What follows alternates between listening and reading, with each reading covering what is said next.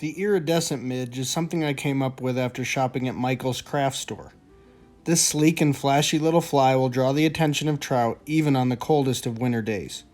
Also, tie one on when you're fishing off-color water after a summer storm or during runoff. If you take your time while meandering through any craft store or the artsy section of a Walmart, you might be surprised how many things you'll find related to fly tying. I've found clear stretch tubing, all types of glass beads, and great little storage containers for my hooks, but for this tutorial, I found something pretty amazing. I've looked for years to find a substitute for Lagerton's mini fluorescent pearl flat braid, and I finally found it. Creatology makes pearl knotting cord, and honestly I think it works better than the aforementioned flat braid, and Michael sells what you can see here for a whopping $1.99. One package could last you a decade. Check out how I use it, pick some up, and have a ball. I'm sure it can be used in a variety of different ways, but I love how it looks as a wing, and the fish don't seem to mind it either.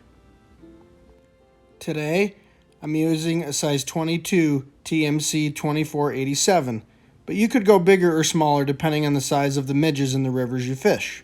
For thread, dark brown 8/0 uni always produces, but you could change up the thread color to create a little arsenal of iridescent midges. After you get your hook secured, wrap the thread back, snip off the tag, and then continue wrapping back around the bend of the hook. Now, some midge purists may be wondering why I haven't included any wire on this fly, but it isn't always necessary, and sometimes I like to show the fish something a little bit different. When not using wire on midge patterns, I like to segment the body with my thread wraps. As you wrap back up, leave some space between your wraps before stopping a little ways before the hook eye. Now it's time to add the iridescent cord. Unwrap a 3 to 4 inch piece from the pack and snip it off. You'll be able to use it for multiple midges. Tie it in on top of the hook shank and don't worry if it extends back a little ways.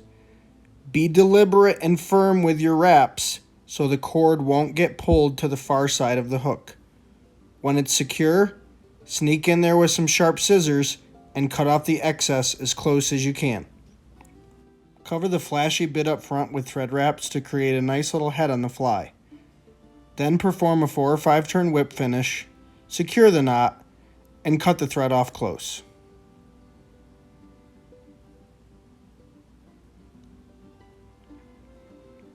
Lastly, cut the cord to create your iridescent wing. Once you get used to tying with Creatology's pearl knotting cord, you can crank out these little flies in no time. Feel free to use different colors of thread, add wire, or even a tail. One of my favorite things about fly tying is being creative.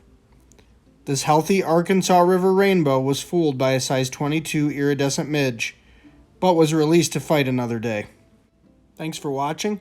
Don't forget to subscribe, and also check out mayflymusings.com for flies and merchandise featuring our signature logo.